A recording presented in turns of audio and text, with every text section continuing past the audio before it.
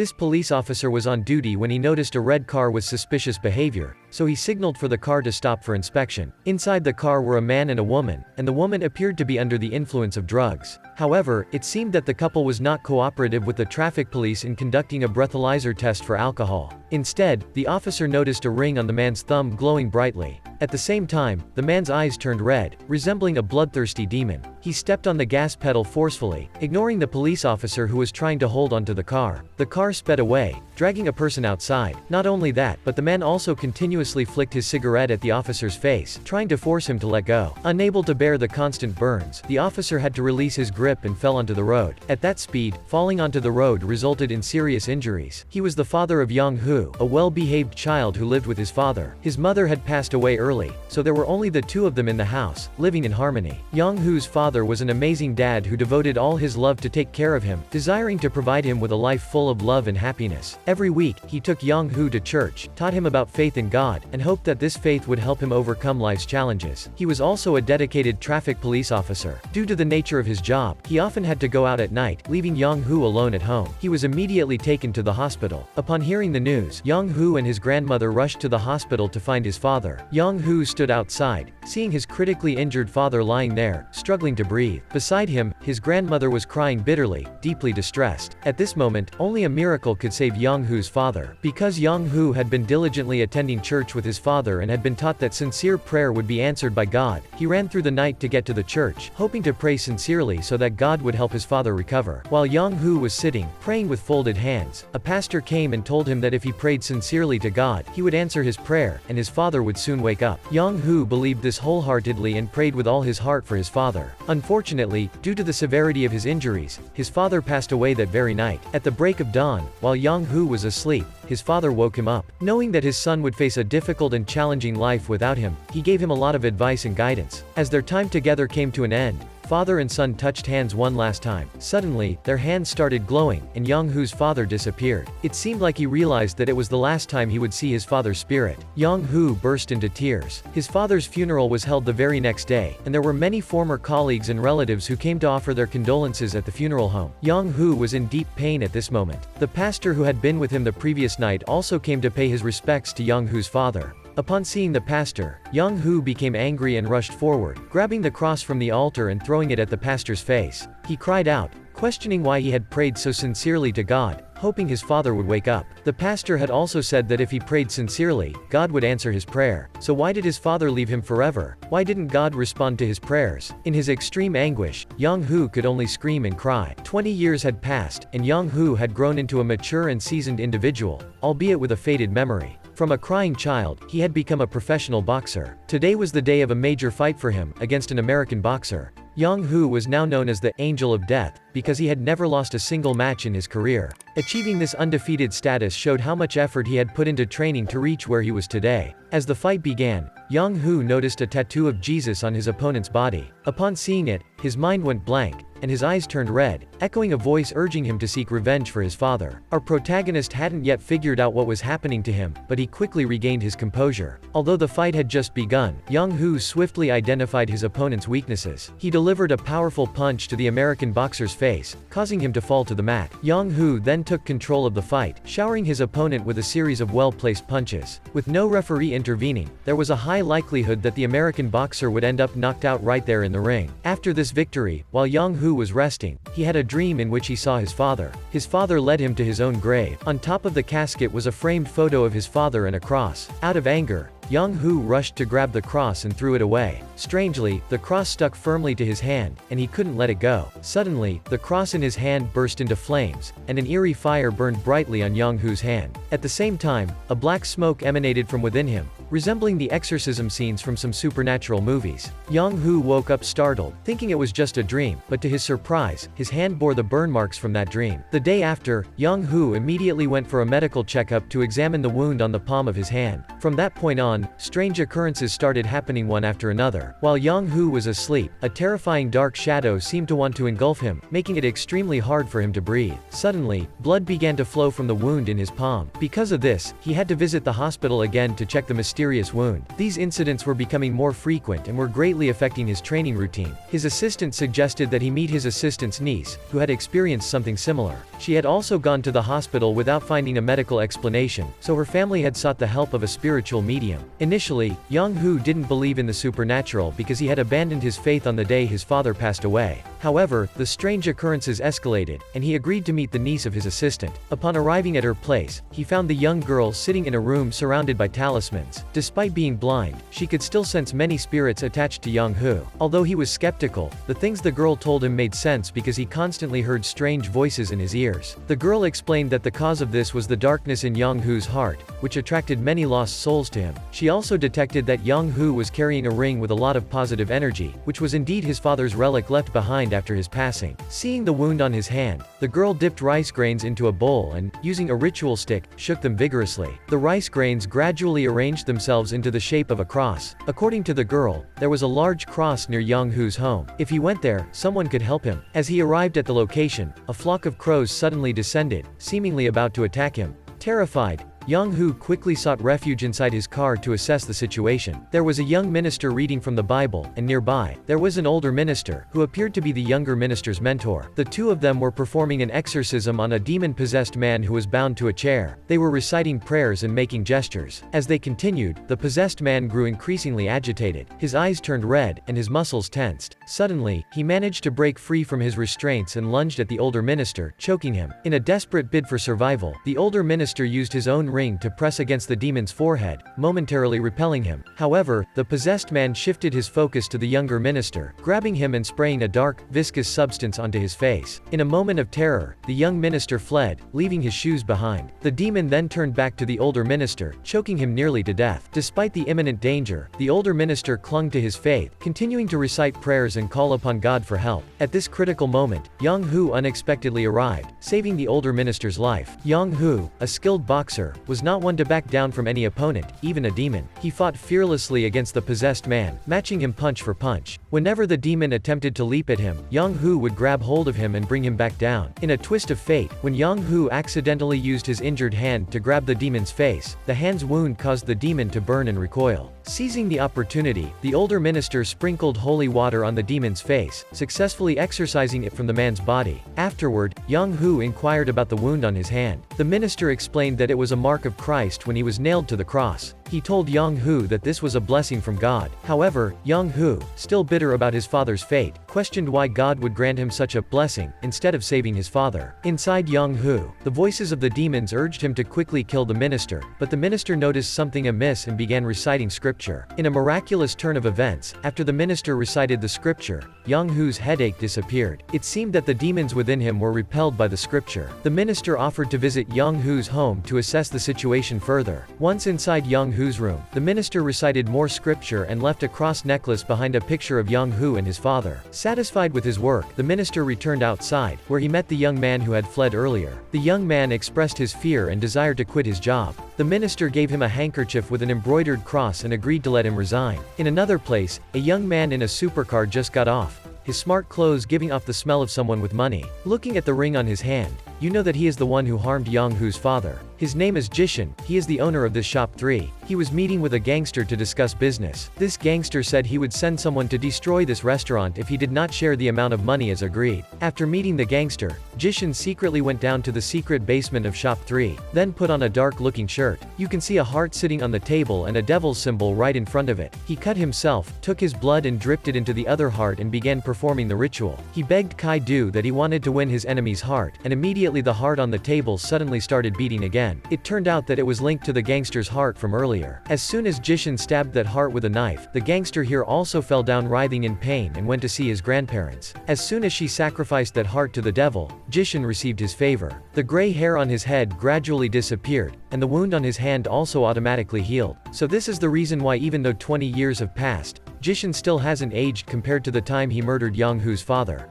The situation on Yong-Hu's side was not much better. The pain continued to torment him every night, so he went to the old pastor. After going to see the pastor, he gave Yong-Hu something, saying, "Take this thing with you, God will bless you." Yong-Hu expressed his disbelief and told the pastor directly that he had given up his faith on the day his father passed away forever. But still, he took it. To thank him, Yong-Hu brought the pastor to work. While walking and talking, Yong-Hu learned that the young pastor's assistant was so scared that he withdrew. From now on he must fight alone. Looking at the image of the pastor alone entering the house to exorcise evil spirits, he suddenly remembered his father. And so he decided to use his fist to help the pastor exorcise the evil spirit. Upon arriving, the two encountered a woman who seemed very panicked. The three of them walked to the front door of a room together. The priest drew a cross on the door so that the devil could not escape. Inside, the two saw a girl sitting on the bed. It seems like this girl is very normal. She said that it was her mother who was abnormal. She is the one who caused my injury and is also the one who locked me in this room. The pastor placed the cross on the girl's forehead. It's true that nothing happened.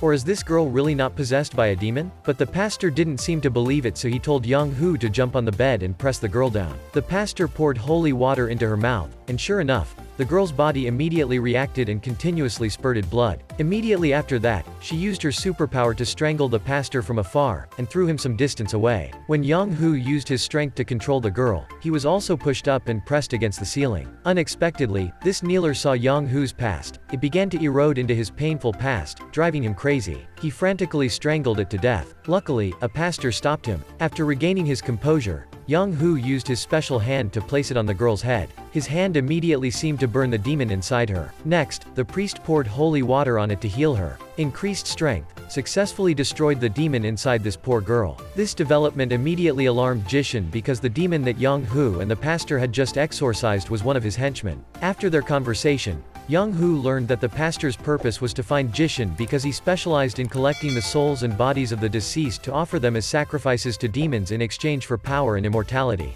Only someone with the divine power, like Yong-Hu, had the ability to defeat him. The pastor hoped that Yong-Hu wouldn't lose his faith out of anger. After the girl had awakened, the pastor questioned her about Jishin's whereabouts. Unexpectedly, the girl's eyes started bleeding continuously. It turned out that Jishin had anticipated this and had organized a ritual to sacrifice the girl to sever the connection. Fortunately, the pastor quickly recited prayers and performed rituals to counter Jishin's ceremony, successfully saving the girl's life. After the battle, Yong-Hu invited the pastor to his home for a meal. The two shared their thoughts about life and work. The pastor expressed his gratitude to Yong-Hu for his help, acknowledging that without him, he might not have succeeded in the exorcism. Elsewhere, there was a young boy who had been caught and locked in a warehouse by his friends. Jishin appeared and allowed a demon to possess the boy. He then approached Yong-Hu, showing him that he also had a wound on his hand like Yong-Hu. He portrayed himself as a pitiable figure and warned Yong-Hu that if he followed the other pastor, that pastor would exploit Yong-Hu's power, worsening the wound on his hand. Returning to the child who had been possessed by the demon, he had now become defiant and unruly. Outside, two nuns were praying.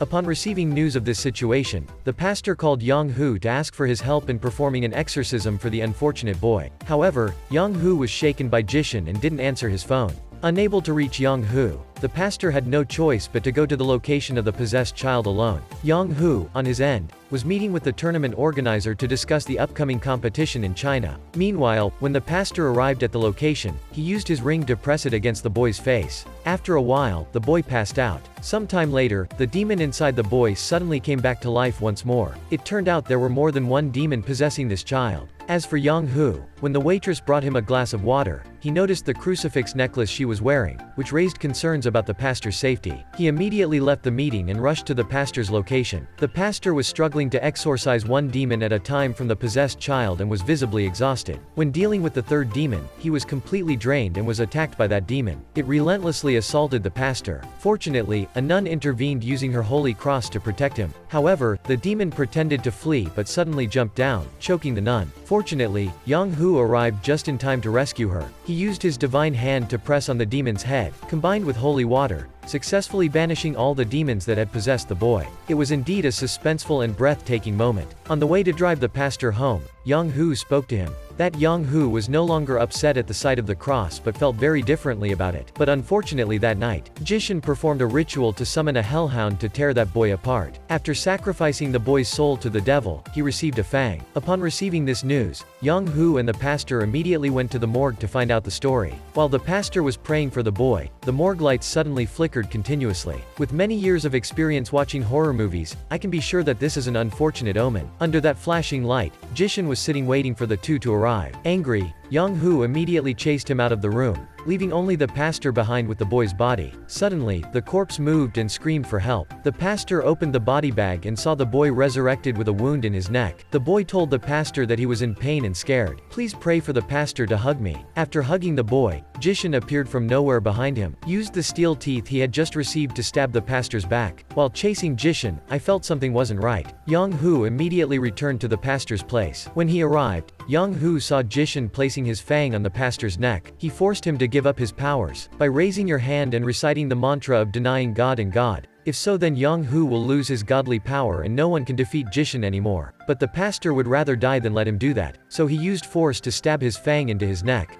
Jishin, after executing the pastor, also disappeared. Yong-Hu quickly ran to help the pastor and took him to the cowardly young man from before. Upon arriving, the young man used holy water to pour into the towel that the pastor had given him earlier and placed it on the pastor's wound. Then continuously recite prayers and make prayer signs for him. As for Yong-Hu, he went to church alone and prayed like he did 20 years ago. The only difference is that this time he prayed to God to save the pastor, not to let him go like his father. Finally, a miracle happened. The pastor gradually regained consciousness. When he gave his ring to Yong-Hu, he decided to act alone this time, to find and collect the debt with Jishin. Before leaving, the cowardly young man gave Yong-Hu something. Those are the clothes the pastor often wears during exorcism rituals. He said this suit can increase Yong-Hu's strength when fighting demons. Helps you increase your winning rate. Yong-Hu put on that outfit and rode his motorbike to the possessed girl's house to ask for Jishin's address. After getting the address, Yong-Hu drove to his nightclub alone. As soon as he arrived, he met several disciples of Jishin waiting. The path is a lonely fighter seeking defeat. Originally, these brats were not worthy of being Yong-Hu's opponents. He is not afraid of any guy, not afraid to collide, rushes in and knocks them out one by one. But strangely, these guys don't seem to know pain or fatigue. Every time Yong-Hu punches them down, they get up again. Yong-Hu took the opportunity to stand aside, poured holy water on his hand, then used it to press each child's head. And so, one by one, they fell down one by one. But this time they fell and couldn't get up again. After dealing with all the scoundrels, a guy who looked quite powerful appeared. He tried to stall him to give the Jishin time to perform the demon summoning ritual. Yong-Hu had a hard time fighting that subordinate. This time he really met his opponent. But in the end, with the aura of the main character, Yong-Hu successfully used the hand of God to squeeze the other guy's head, causing him to lie on the floor. Here, Jishin has completed the ritual. He uses his fang to stab himself. When Yong-Hu went down, he could only see him plunging headfirst into the lake. Immediately after that he emerged with a completely different appearance. It seemed like he had sacrificed his body to successfully blacken it. His appearance now truly resembles that of a demon. Without much need to say, the two sides rushed to exchange moves continuously. This demon was so strong that Yong-Hu's hand could only slightly burn him but could not kill him. So Yong-Hu was beaten by him like a child. Then suddenly he appeared behind Yong-Hu and bit him on the shoulder. This demon probably has parents who are both ghosts and dragons. After being bitten, Yong-Hu fell to the floor. His whole body turned purple and began to show signs of transformation. In a trance, he found himself in a very strange place. His father also appeared there. Seeing that, Yong-Hu ran to hug him. Then the two held hands like the last time he left this world. It seemed like his father had given him greater strength. His hand was burning with a blue-white flame, looking extremely cool. With new power, Yong-Hu can fight on par with that demon. The two sides continuously exchanged moves, with experience as top boxers, plus more strength. It is not difficult for Yong-Hu to defeat this demon. That is to say, this is the main character's strength. After this demon collapsed to the floor, Yong-Hu used the ring passed down from the priest and cut himself on his hand to explode his power. Deciding to use this ultimate move to end the match, he used all his strength to attack this demon, then took the fang out of his body and burned it. Immediately after that, hundreds of arms appeared below the well to pull Jishin's body down, so he had to sacrifice himself for his own ritual. After finishing his work, Yong-Hu returned to the pastor's place with the cowardly young man. Seeing that the pastor had recovered, he could not hide his joy and ran to hug him. Looking at this scene, it really looks like a father and son. The movie ends here. This is also a happy ending for this story. Faith is man's strength in times of difficulty and trial. At the same time, it is also a light to guide each of us in the darkness. So never let doubt and fear lose faith in your own faith. Today's video ends here. Thank you for following. If you find it interesting, don't forget to like and subscribe to the channel to support us. Goodbye and see you again in the following videos.